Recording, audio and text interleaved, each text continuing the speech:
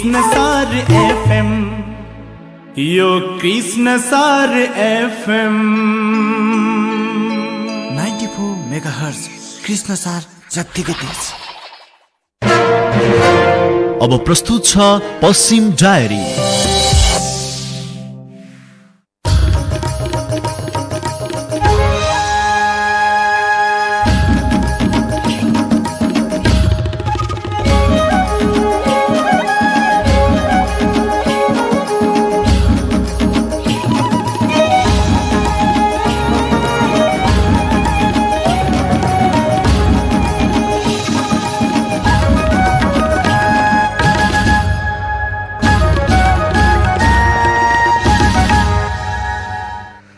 नमस्कार।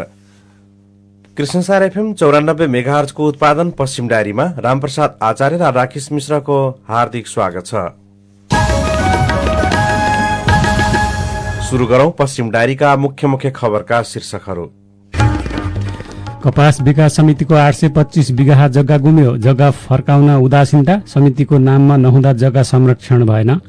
आजदेखि नेपालगञ्जमा औद्योगिक पर्यटन महोत्सव शुरू हुँदै पर्यटन प्रवर्धनबारे बाँकेका जनप्रतिनिधिसँग छलफल, प्राथमिकताको प्रतिबद्धता। बर्दिया राष्ट्रिय निकुञ्जमा खरखडाई खुल्ला, गैंडाको आक्रमणबाट 2 जना घाइते। हिमाली जिल्लामा जनप्रतिनिधि र कर्मचारीको अभावमा विकास निर्माणको काम ठप्प। र आज अन्तर्राष्ट्रिय शिक्षा दिवस मनाइँदै बाँकेमा कक्षा दोहोर्याउने र छोड्ने दर बढ्दो। खजुरा 5औं अन्तर विद्यालय मेयर रनिङ सिल्डको उपाधि जनता नमुनाले हात पार्यो।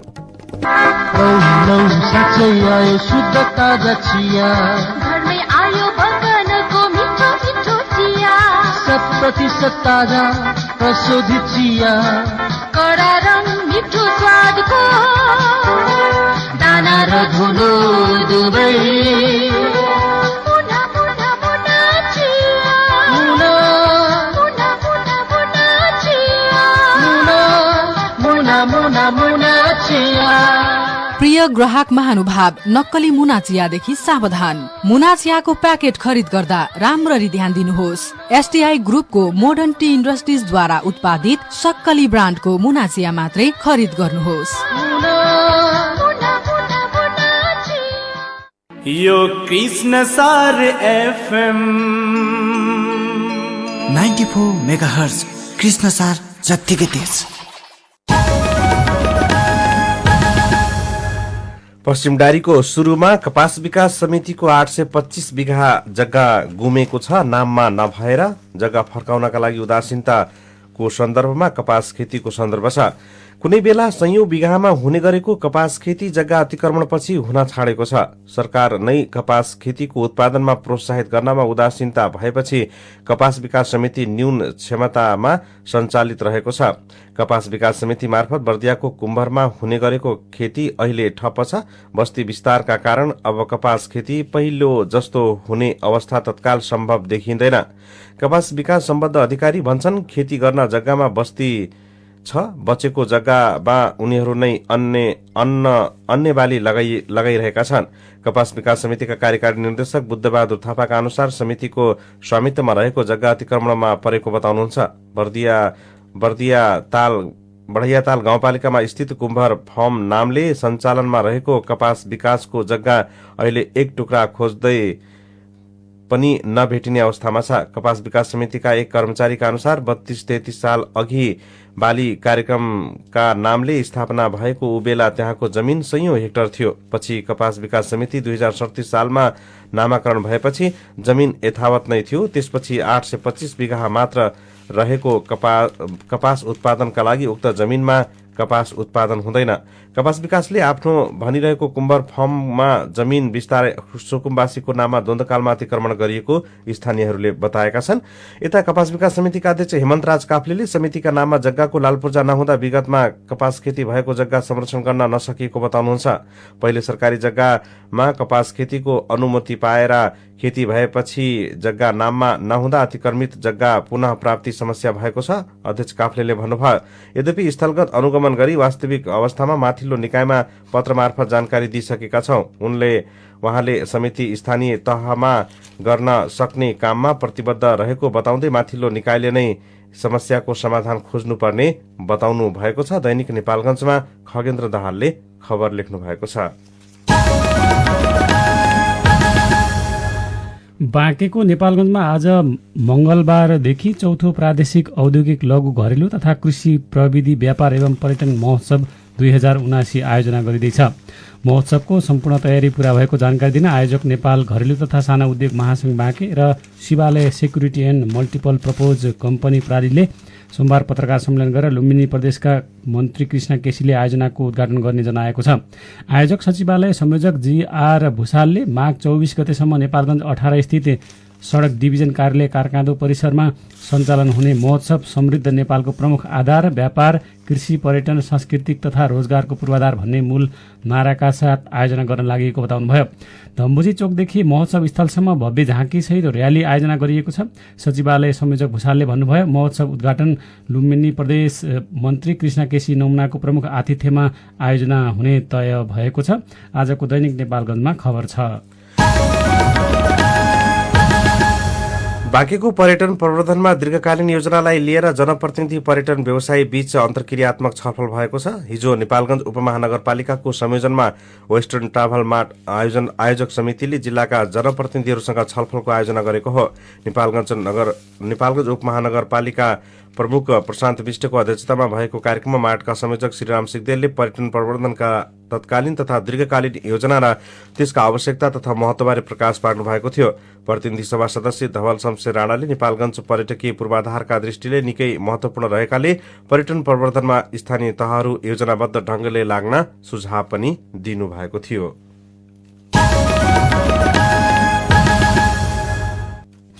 घोराई तुलसीपुर सड़कको निर्माण अलपत्र पारेपछि तुलसीपुर स्थानीय युवाले मर्मत गरेका छन्। लामो समयदेखि अलपत्र सड़कले आवागमनमा समस्या परे पनि यात्रा सहज गराउन युवाहरूले 5 दिन लगाएर सड़क मर्मत गरेका हुन्। तुलसीपुरको हात्तीखौवा चोकदेखि तुलसीपुर उपमहानगरपालिकाको सिमाना मजगईसम्मको 17 किलोमिटर सड़कमा युवाहरूले आफ्नो पहलमा मर्मत गरेका हुन्। त्यसको नेतृत्व तुलसीपुर उपमहानगरपालिकाका इन्जिनियर पवन कुमार योगीको गरेका छन्। योगीको नेतृत्वमा युवाहरूले अहिले 4 लेन सड़क जस्तो बनाउन थालेका हुन्।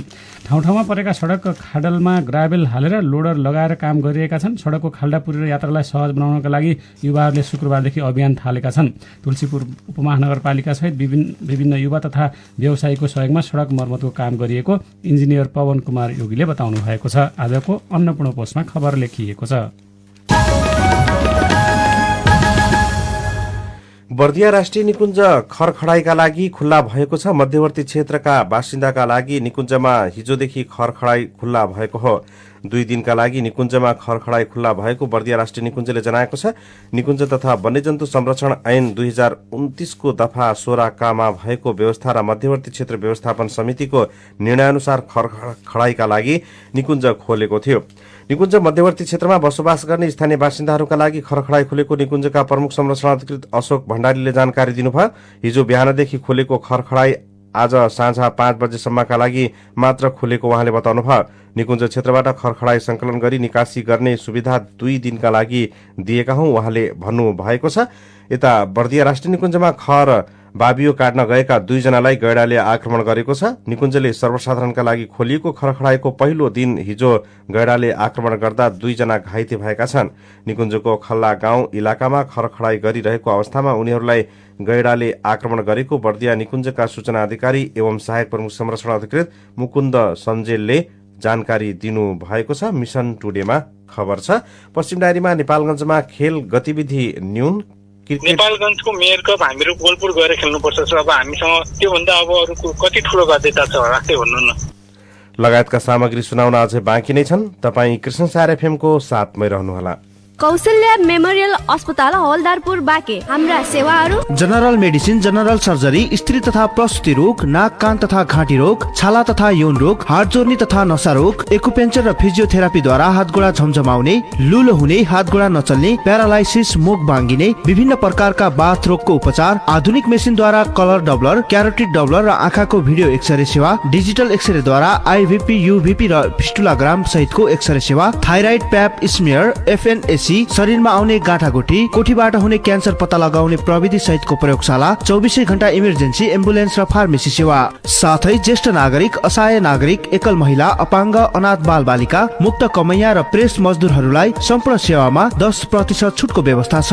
साथमा मात्र रु 10 मा डाक्टरद्वारा प्रत्येक दिन ओपीडी जाँच गरिन्छ। पर्चा काट्ने समय बिदाको दिन बाहेक बिहान 9 बजेदेखि 11 बजेसम्म। कौशल्या मेमोरियल अस्पताल हवलदारपुर बाँके। फोन नम्बर 081 414 007 र 98 482 63 389। यो कृष्ण सार एफएम 94 मेगाहर्ज कृष्ण सार जत्तिकै तेज। विश्रामपछि पश्चिम डायरीमा फेरि स्वागत छ। कृष्णसार एफएम 94 मेगाहर्जको उत्पादन पश्चिम डायरी कृष्णसारएफएम.com मा इन्टरनेटबाट प्रत्यक्ष वा डाउनलोड गरेर पनि सुन्न सकिन्छ। अब रेडियो सामग्री।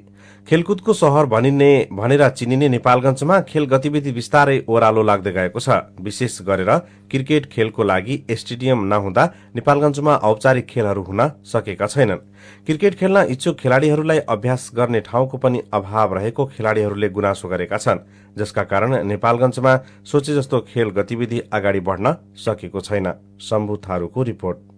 नेपालगञ्जमा क्रिकेट मैदान नहुँदा यहाँ खेल गतिविधि कम हुने गरेको छ। क्रिकेट मैदानकै अभावमा खेलाड़ीहरू राम्रोसँग खेल अभ्यास गर्न सकेका छैनन् भने ठूला तथा साना औपचारिक खेल समेत हुन नसकेको खेलाड़ीहरूको गुनासो छ।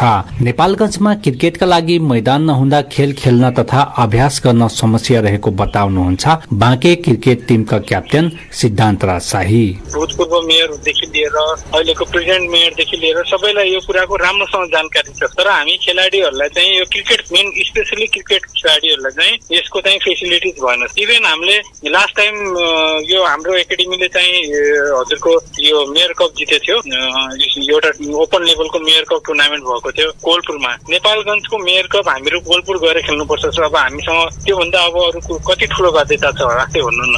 नेपालगञ्ज वडा नम्बर 6 को फुलटेक्रा तालमा क्रिकेट स्टेडियम बनाउने स्थानीय सरकारको योजना रहेको छ। तर तालमा स्थानीयको अवरोधका कारण अदालतमा मुद्दा समेत परेको थियो। केही समय अगाडि अदालतले उक्त मुद्दाको सुनवाई गर्दै सो स्थानमा क्रिकेट स्टेडियम लगायतको संरचना बनाउनका लागि केन्द्रीय सरकारसँग अनुमति लिनुपर्ने निर्णय भए पनि प्रक्रिया भने अगाडि बढ्न सकेको छैन। नेपालगञ्जका मेयर प्रशान्त बिस्ता। हामी सबै सर्वदलीय सहमतिको आधारमै म पनि पार्टीको राजनीतिक त्यो बेला हामी नेतृत्व गर्दै जाँदा सबै सर्वदलीय सर्वपक्षीय निर्णयबाट त्यहाँ यसरी जमिन भाग लगाएर हामीले गरेका थियौं र अहिले चाहिँ त्यसलाई चाहिँ सर्वोच्च अदालतले त्यहीका कुनै मुद्दा परेको कारण मन्त्री परिषद अथवा मन्त्री स्तरीय निर्णयबाट चाहिँ एउटा समन्वय गरेर स्थानीय पालिकाले मात्रै त्यहाँ निर्माण गर्नुपर्ने, किन तालतलैयाको संरक्षणको विषय लिएको कारण त्यसलाई गम्भीर अलि केन्द्र सरकारलाई पनि समन्वय गरेर बनाउने र हामी आइसके पछाडि हामीले मन्त्रालयसँग त्यो कुरा गर्यौं र चुनावको ताका भाग हुनाले मन्त्रीहरूले त्यसलाई क्याबिनेटमा जान सकेन। अब पुनः हामी प्रयास गर्ने पहलमा छौं। 11 बिघा क्षेत्रफल रहेको फुलटेक्रा तालको 4 बिघा 5 कट्ठा 18 धुरमा क्रिकेट स्टेडियम, 3 कट्ठामा वडा कार्यालय, 3 बिघामा मुस्लिम समुदायको करबला, 2 बिघा 3 कट्ठा 10 धुरमा हिन्दूहरूको मृत्युवा पूजन, 19 कट्ठा 15 धुरमा पार्किङ र 15 कट्ठामा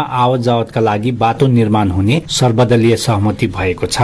उक्त तालको जग्गा संरक्षण गर्नका लागि अहिले ताल वरिपरि तारबार भइरहेको छ। निर्धारित संरचना बनाउनका लागि सबै सरकारवाला निकायसँग समन्वय गरेर निर्माण गर्ने योजना छ।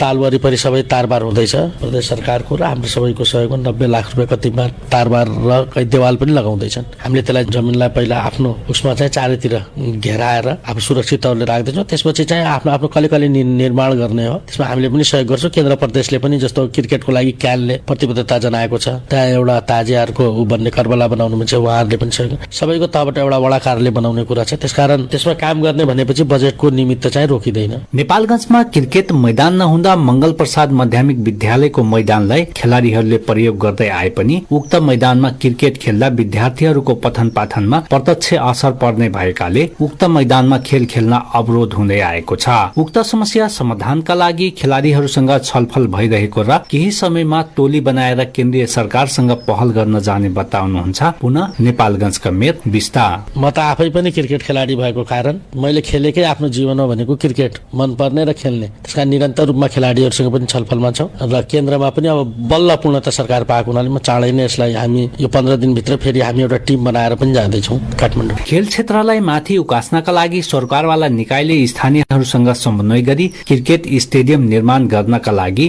केन्द्रीय सरकारसँग यथाशीघ्र पहल गर्नुपर्ने जरुरी छ, अनि मात्रै नेपालगञ्जमा क्रिकेट खेलले गति लिने देखिन्छ। रेडियो रिपोर्टपछि अब फेरि समाचारको पालो। शैक्षिक गुणस्तरका दृष्टिले लुम्बिनी प्रदेशमा 12 जिल्ला मध्ये बाँके कमजोर अवस्थामा देखिएको छ। लुम्बिनी प्रदेश सरकारको सामाजिक विकास मन्त्रालयले 2077 सालमा संकलन गरेको तथ्याङ्क अनुसार बाँकेमा कक्षा 10 मा विद्यालय छोड्ने दर 2.5% छ। यो प्रदेशभरिमा दोस्रो उच्च प्रतिशत हो। प्रदेशमा सबैभन्दा बढी गुलिममा 2.8%ले कक्षा 10 मा विद्यालय छाड्ने गरेका छन्। देशभरिको तथ्याङ्क हेर्दा लुम्बिनी प्रदेशमा मात्र 1.73%ले कक्षा 10 मा विद्यालय छोड्ने गरेका छन्। बाँकेका विद्यालय छोड्ने दर प्रदेशको भन्दा पनि बढी हो। 2078 सम्म आइपुग्दा बाँकेमा कक्षा छाड्ने दर 5.19% मा चढेको शिक्षा विकास तथा समन्वय इकाइ बाँकेको तथ्याङ्कले देखाएको छ।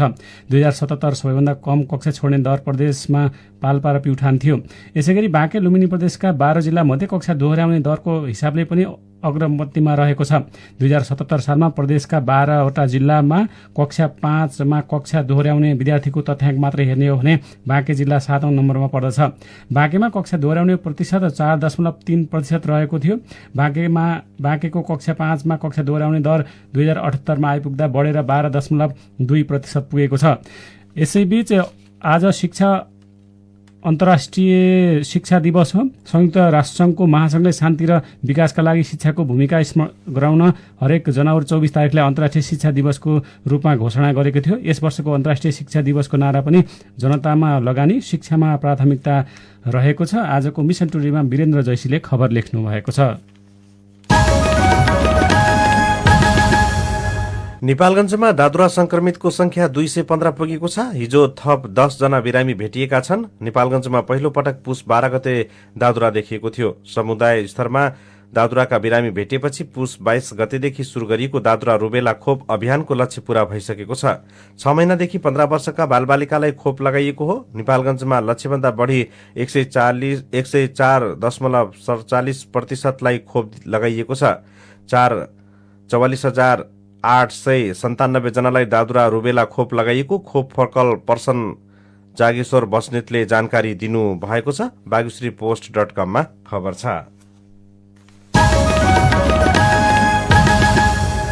हुम्लाको अदानचुली गाउँपालिकाका प्रमुख प्रशासकीय अधिकृत मेघनाथ साई 6 महिना यता कार्यालयमा हुनुहुन्न।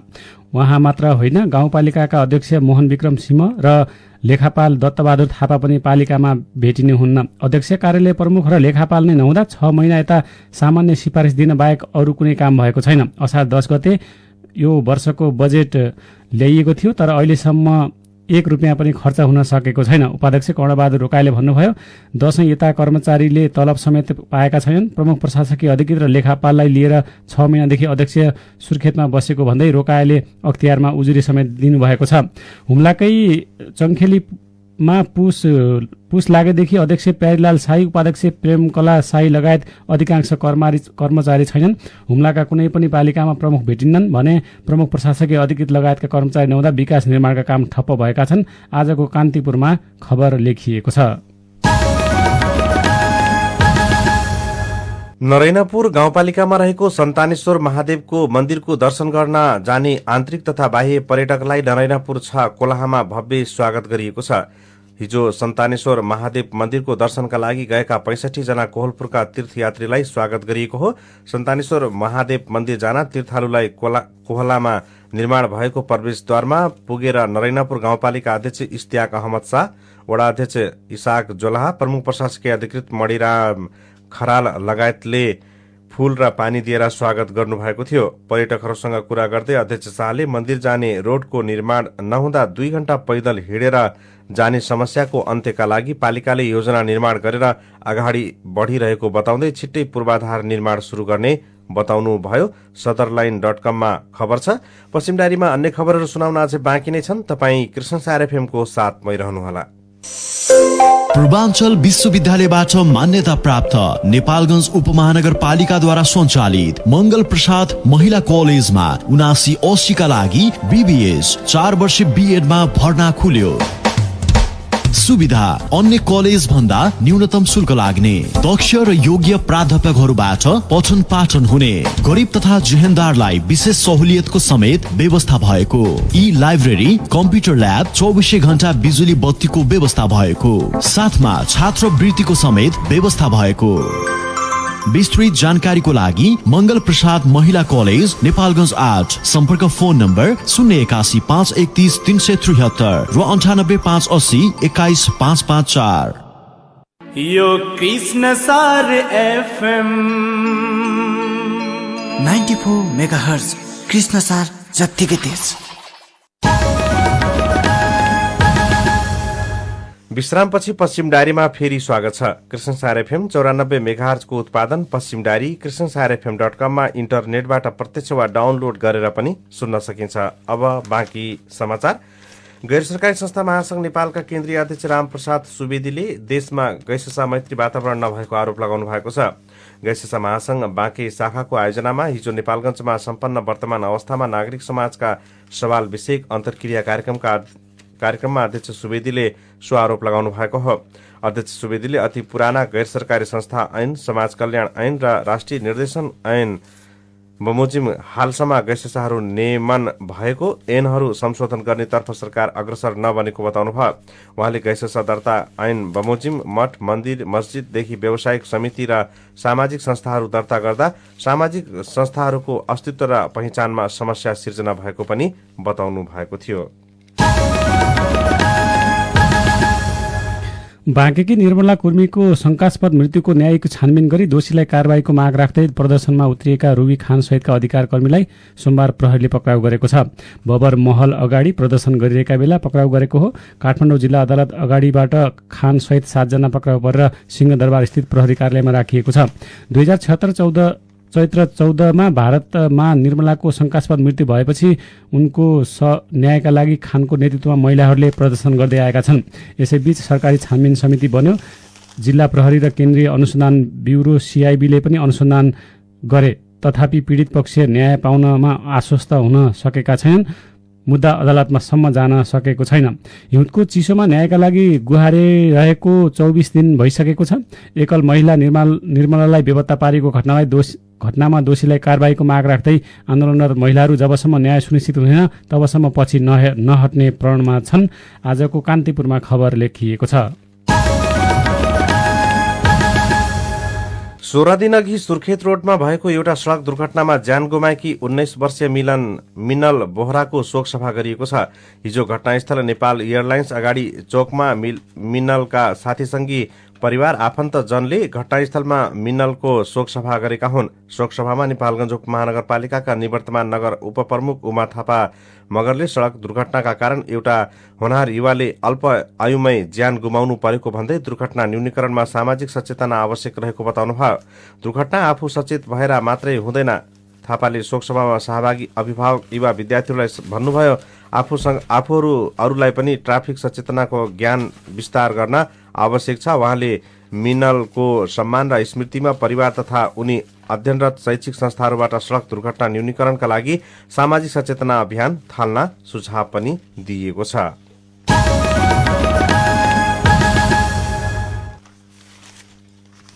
कर्णाली प्रदेशमै मृगौलाको प्रत्यारोपण सेवा उपलब्ध हुने भएको छ। कर्णालीको राजधानी वीरेन्द्रनगर स्थित प्रदेश अस्पतालले कर्णालीमै पहिलो पटक मृगौला प्रत्यारोपणको सेवा गर्न लागेको हो। आउने शनिबार पहिलो पटक प्रदेश अस्पताल सुर्खेतमा 2 जना बिरामीको मृगौला प्रत्यारोपण गरिँदैछ। स्वास्थ्य सेवा विभागबाट अनुमति पाएसँगै सेवा सुरु गर्न लागि अस्पतालका निर्देशक प्रा डाक्टर डम्बर खड्काले आयोजित पत्रकार सम्मेलनमा बताउनुभयो। मृगौला प्रत्यारोपण सेवाका लागि भक्तपुर स्थित शहीद धर्मभक्त राष्ट्रिय प्रत्यारोपण केन्द्र र कर्णाली प्रदेश अस्पताल सुर्खेत बीच गत चैतमा सम्झौता भएको थियो। पहिलो पटक आगामी शनिबार शहीद धर्मपाल मृगौला प्रत्यारोपण केन्द्र भक्तपुरबाट आउने डाक्टर पुकार श्रेष्ठको नेतृत्वको विशेषज्ञ डाक्टरहरूको टोलीले प्रदेश अस्पताल सुर्खेतमा 2 जना बिरामीको मृगुला प्रत्यारोपण गर्नेछन्। त्यसपछि प्रदेश अस्पताल सुर्खेतले नियमित यो सेवा दिने बताइएको छ। आजको अन्नपूर्ण पोस्टमा हिक्मत बहादुर नेपाली र विष्णु प्रसाद न्यौपानेले सुर्खेतबाट खबर लेख्नु भएको छ। लुम्बिनी प्रदेश मन्त्री कृष्ण केसीले खजुराको विकास प्राथमिकतामा रहेको बताउनु भएको छ। गाउँपालिकामा हिजो सम्पन्न 5औं अन्तर्विद्यालय मेयर रनिङ सिल्ड खेलकुद प्रतियोगिताको समापनमा बोल्दै मन्त्री केसीले खजुराको विकासमा हातेमालो गर्न आतुर रहेको बताउनु भएको छ। उहाँले खजुराको विकासमा आफू सक्रिय हुने बताउनुभयो। खेलकुदमा कुनै धर्म जात नहुने बताउँदै उहाँले आफ्नो स्वास्थ्यसँगै राष्ट्रलाई चिनाउने काम गर्ने भएकाले यसको विकास अपरिहार्य रहेको बताउनु भएको छ। यस्तै खजुरा गाउँपालिकामा भएको 5औं अन्तर्विद्यालय मेयर रनिङ सिल्ड खेलकुद प्रतियोगिताको उपाधि जनता नमुना माविले हात पारेको छ। वडा नम्बर 4 मा रहेको नेरा आदर्श माविमा सम्पन्न प्रतियोगितामा वडा नम्बर 3 मा रहेको जनता नमुनाले यो पटक पनि एक्लैले 16 गोल्ड 4 रजत र 3 काँस्य जित्दै रनिङ सिल्डको उपाधि हासिल गरेको हो। जनताले यस पटक सहित लगातार 3 पटक जितेर ह्याट्रिक समेत गरेको थियो। पश्चिम डायरीमा अब विचार आज हामीले कान्तिपुरबाट लिएका छौं। सम्पादकलाई चिठी स्तवमा बजार नपाएपछि किसानको मेहनतको के अर्थ प्रश्नमा उत्तर लेखिएका विचारलाई हामीले लिएका छौं। जबसम्म राज्यको सम्बन्धित निकाय किसानको उत्पादन र बजारको विषयमा चिन्ता लिँदैन तबसम्म न किसानको जीवनस्तर बढ्छ न त कृषि प्रधान मुलुकको नेताहरूबाट आशा गर्ने ठाउँ पाइएन। मातृका प्याकुरेलले लेख्नु भएको छ। जोखिम व्यवस्थापन, कोल्ड स्टोर, बजार, मल, प्रविधि, तालिम, प्रशिक्षण, भ्रमण आदि सम्पूर्ण सवालको सम्बोधन सरकारले गरिदिनुपर्छ। नेपालमै गर्न सकिन्छ। स्वरोजगार ल्याउँछु भन्ने नारा लगाएर चुनाव जितेर सरकारमा बस्नुको तुक छैन। जे चिज पनि कुहिएर नासिएर गएपछि मात्र सुनिन्छ। किसान दाजुभाइहरू हौसी र नङ्ग्रा खियाउनुको के अर्थ? जोसना बन्तवाले लेख्नु भएको छ। बजार नपाउने होइन, बजार व्यवस्थापनमा राज्यको बलियो नीति छैन। रामबहादुर भुजेलले लेख्नुहुन्छ। कृषि क्षेत्र नफस्टाउनुमा सरकारले यसलाई कति पनि ध्यान नदिनु जिम्मेवार छ। नारायण प्रसाद गौतमले लेख्नु भएको छ। आजको कान्तिपुरबाट हामीले विचार लिएका छौं। अब सम्पादकीय आजको सम्पादकीय रहेको छ। जनसंख्या बढ्दै गएको छ। जनसंख्या बढ्दै जाँदा स्वास्थ्य संस्थाहरूको पनि आवश्यकता बढ्दै जाने गरेको छ। बाँकीमा मात्रै होइन 3 वटा प्रदेशका बिरामीहरू उपचारका लागि आउने गरेका छन्। बाँकीमा बढ्दो स्वास्थ्य संस्थाको मागका कारण यहाँ सामान्य उपचार गर्न मेडिकलदेखि ठूला अस्पतालहरू स्थापित भएका छन् जसले बिरामीहरूलाई सेवा दिइरहेका छन्। बाँकी मात्रै होइन, पश्चिम नेपालका सामान्य बिरामीका लागि रूपैडिहा, बहराइच, लखनऊ, दिल्ली तथा भारतको लखनऊसम्म सिधै धाउने बिरामीहरूको संख्या ठूलै थियो जसलाई केही हदसम्म भए पनि घटाउन भेरी अस्पतालको योगदान छ। सेवा थपिँदै जाँदा बिरामीहरू काठमाडौँ र भारतका विभिन्न शहर जानुपर्ने बाध्यता कम हुँदै गएको छ।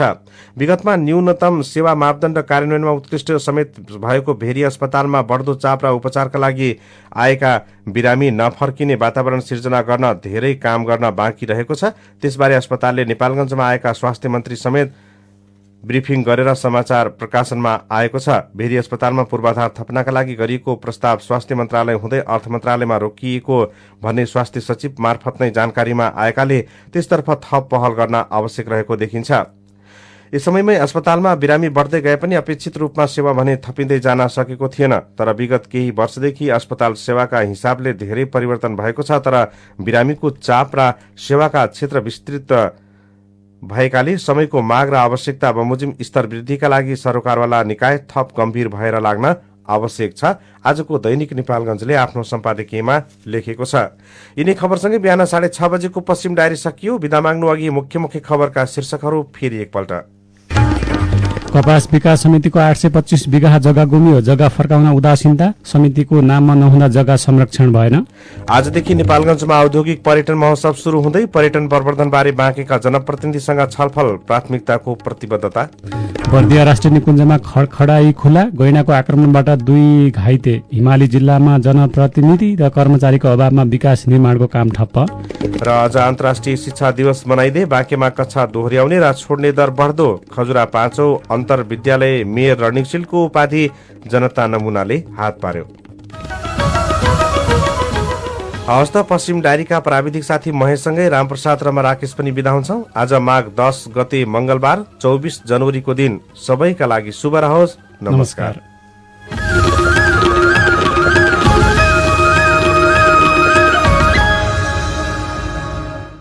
यो कृष्ण सार एफएम